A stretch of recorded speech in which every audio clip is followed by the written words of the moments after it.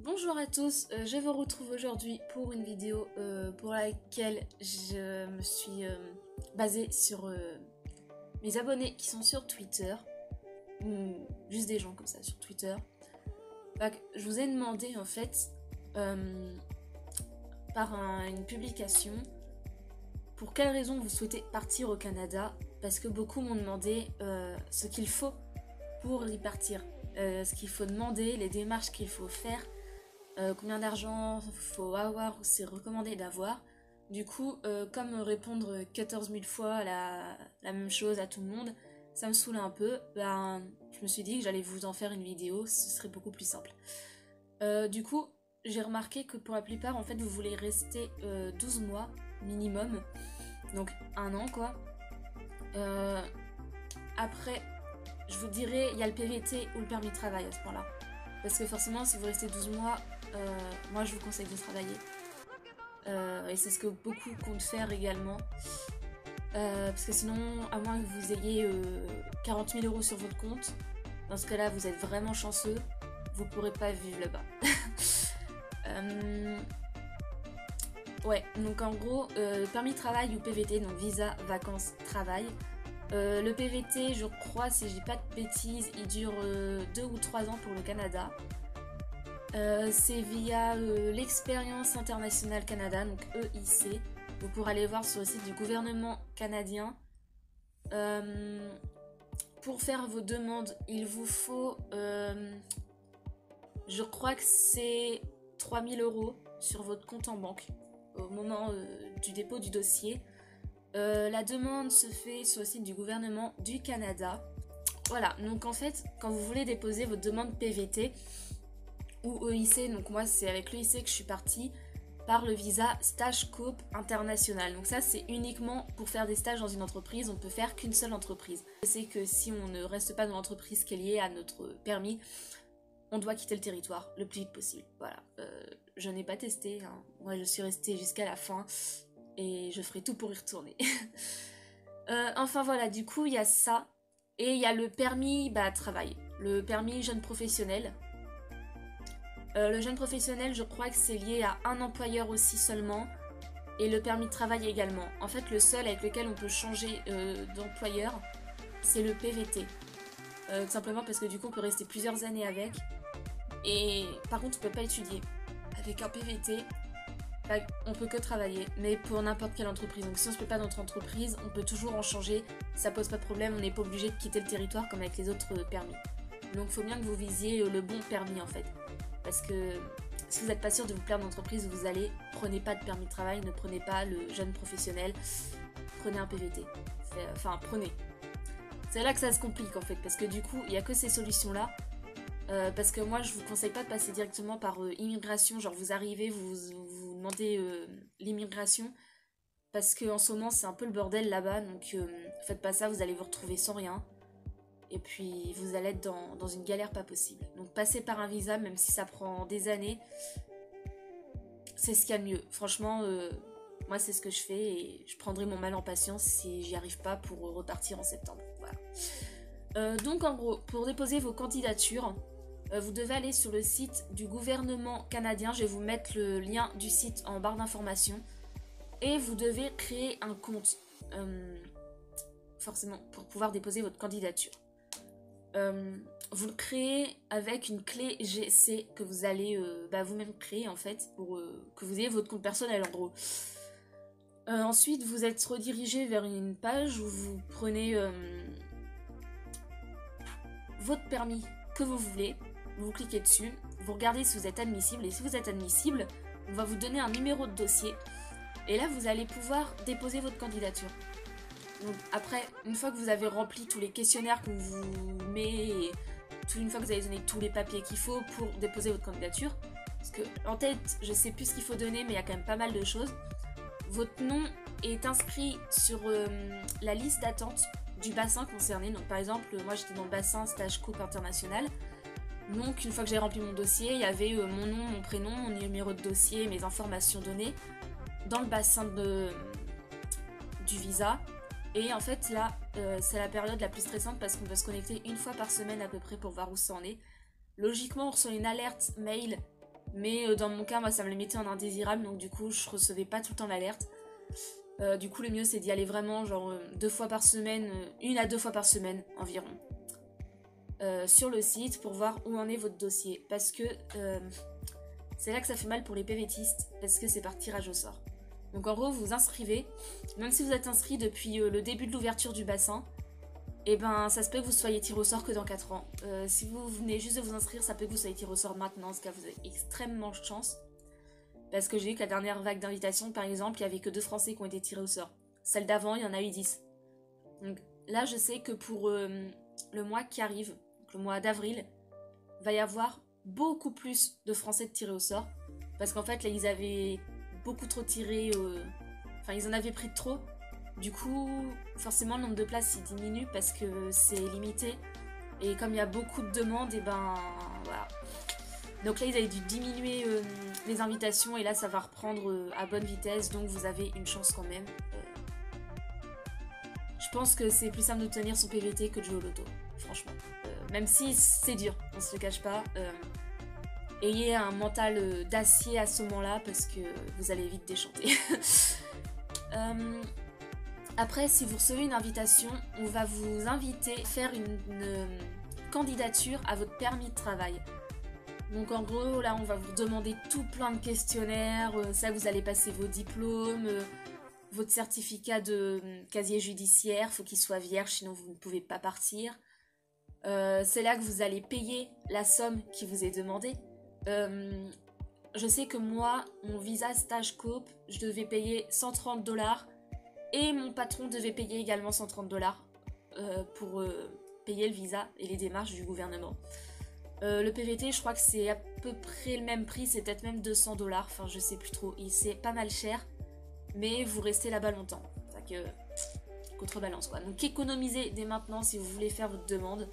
Je ne sais pas quand le bassin ferme, ce sera la surprise de quand toutes les invitations auront été envoyées.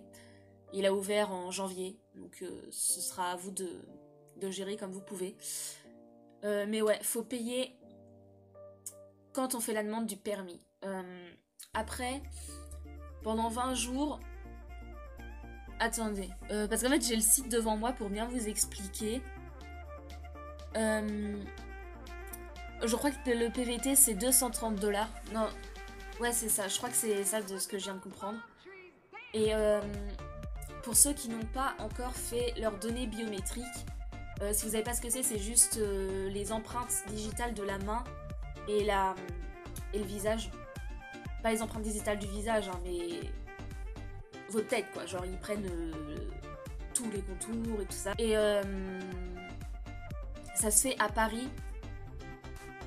Et je crois qu'il y a un centre temporaire qui a ouvert à Lyon, mais je sais pas quand il va fermer, en fait, parce que c'est qu'un centre temporaire. Donc... vous devez aller jusqu'à Paris pour vos empreintes biométriques. Donc ça remet un coup si vous êtes comme moi loin de Paris. Que voilà, faut tout prévoir en fait. C'est vraiment tout s'organiser plusieurs mois à l'avance. Qu'est-ce que je pourrais vous dire de plus? Oui, les données biométriques coûtent 80 €.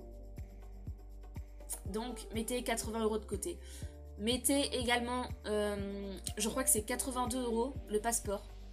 Si vous n'en avez pas. Prévoyez aussi, allez demander dès maintenant votre passeport parce qu'il faudra pour mettre vos demandes en ligne. Donc après, pour les données biométriques, ce sera au centre de réception des visas, mais ça vous recevrez une lettre qui vous expliquera tout ça. Et eux enverront eux-mêmes vos données biométriques sur le site du gouvernement canadien parce qu'il sera lié à votre visa. Ensuite, ils vous donneront un tout petit papier. Là, je ne l'ai pas avec moi parce que mon visa est dans ma chambre. Et ma chambre est tellement enchantée parce que je la refais. Je reprends. Du coup, oui, je peux vous montrer, mais en gros, ne le perdez pas parce que les données biométriques sont valables 10 ans, je crois. Donc, vraiment, gardez-les. Vous les mettez dans... Genre, vous achetez une pochette transparente pour passeport. Vous mettez votre passeport dedans et vous mettez votre papier biométrique dans le truc de la protection et du passeport. Comme ça, vous ne le perdez jamais. Ensuite, vous téléchargez tous les documents qu'il faut. Il y en a un, il est pas mal chiant à télécharger. Il faut vraiment un bon logiciel PDF à jour. Sinon, vous ne pourrez pas le remplir. Et c'est genre le document qu'il faut Si vous le remplissez pas, tout le monde marque sur internet que c'est pas grave, qu'il leur fallait pas et tout ça. Mais si vous ne le remplissez pas et que vous ne le renvoyez pas, votre candidature sera sûrement supprimée. C'est le formulaire, je sais plus combien d'ailleurs, j'ai complètement zappé le nom, alors que pourtant je l'ai demandé je ne sais pas combien de fois. C'est juste ces renseignements sur vous et votre famille. Donc voilà, il faut absolument que vous le renvoyiez après dans un certain délai. Je crois que c'est 20 jours. Vous devez le remplir et le renvoyer par le site. Enfin, il y a plein de choses comme ça qu'en fait ils vont vous envoyer, vous devrez remplir et renvoyer et ainsi de suite. Donc ça va prendre pas mal de temps. Je crois qu'au total ça prend 1 ou 2 mois. Et après, genre vous avez un bail où il n'y a rien. Et en fait c'est juste la décision finale de si on vous donne le visa ou si on ne vous le donne pas. Parce que vous pouvez avoir ou non, enfin juste ne pas avoir le visa. Et voilà, c'est à vous de bien remplir les papiers. Donc voilà, j'espère que je vous ai assez expliqué la chose. Après, s'il y en a qui veulent aussi faire un stage comme moi j'ai fait, alors soit vous êtes dans une école et dans ce cas-là c'est parfait pour vous, soit vous êtes dans la même situation que moi, donc vous n'êtes pas scolarisé, mais vous pouvez quand même potentiellement partir là-bas. Je vais vous mettre le lien également en barre d'informations. Vous passez par l'OFQJ, l'Office franco-québécois de la jeunesse. Voilà. Ils sont très très gentils, c'est eux qui m'ont aidé pour la fin de mes démarches pour mon visa. C'est eux qui m'ont donné une convention pour pouvoir faire mon stage là-bas. Ils m'ont donné une participation financière. Enfin, ils sont vraiment top, donc passez par eux. Et puis voilà.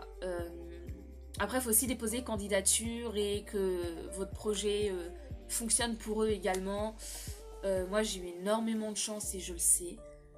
Donc, si vous pensez que votre projet besoin d'un financement et peut intéresser l'OFQJ, n'hésitez pas à aller visiter leur site et à soumettre votre candidature également. On ne sait jamais, ça a fonctionné pour moi, ça peut fonctionner pour vous. Pour le PVT, je ne sais pas si ça fonctionne par contre.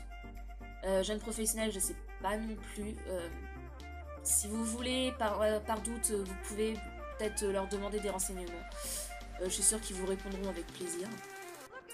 Fait que voilà, je pense que j'ai à peu près tout dit.